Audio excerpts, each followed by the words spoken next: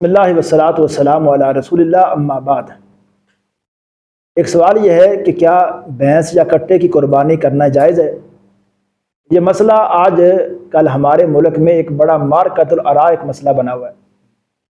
حالانکہ یہ مسئلہ ایسا نہیں ہے کہ اس میں اس قدر شدت اختیار کی جائے کہ بعض لوگ یہ جو بات کر رہے ہیں کہ بھینس کی قربانی بالکل جائز نہیں، جو کریں گے ان کی قربانی قبول نہیں، یہ طرز عمل علماء کا نہیں ہے۔ دیکھیں، اس بارے میں یہ صرف بر صغیر میں اختلاف ہے۔ جو علماء سمجھتے ہیں کہ اس کی قربانی نہیں کرنی چاہیے، وہ احتیاط کی بنیاد پہ کہتے ہیں، تو الفاظ یہ نہیں ہونے چاہیے کہ یہ قربانی جائز نہیں ہے، قربانی اگر کی تو قبول نہیں ہونی چاہیے۔ الفاظ اگر کسی نے اپنا یہ نقطہ نظر بیان کرنا بھی ہے تو اس کو اس طرح سے بیان کر سکتا ہے کہ بھئی اس میں احتیاط کا پہلو یہ ہے، ہمارے پیغمبر علیہ الصلوۃ والسلام نے گائے ذبح کی ہے تو میں صرف گائے ذبح کروں گا، تو ان جانوروں کو ترجیح دیں۔ لیکن اگر کوئی بھینس ذبح کر لیتا ہے تو اس کی قربانی جائز ہے۔ اس کے جواز میں شبہ نہیں ہونا چاہیے، کیونکہ ایک بڑے علماء، ان کی ایک کثیر تعداد ہے۔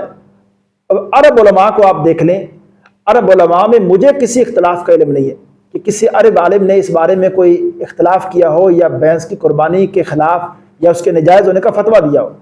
بڑے بڑے علماء، شیخ صالح ابن عثیمین رحمہ اللہ ایک بڑے عالم ہیں، ان کا فتویٰ بھینس کی قربانی کے جواز کا ہے۔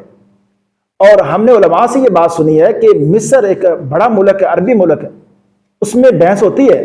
جس طرح یہ بات ہوتی ہے نا کہ عرب ممالک میں یہ بھینس عام طور پہ نہیں ہوتی، لیکن مصر کے اندر یہ بھینس کا جانور پایا جاتا ہے، وہاں کثرت کے ساتھ یہ جانور ذبح ہوتا ہے، تو لہٰذا اس کے جواز میں شبہ نہیں ہونا چاہیے۔ باقی اگر کوئی بندہ اپنے طور پہ احتیاط کرتا ہے وہ کرے۔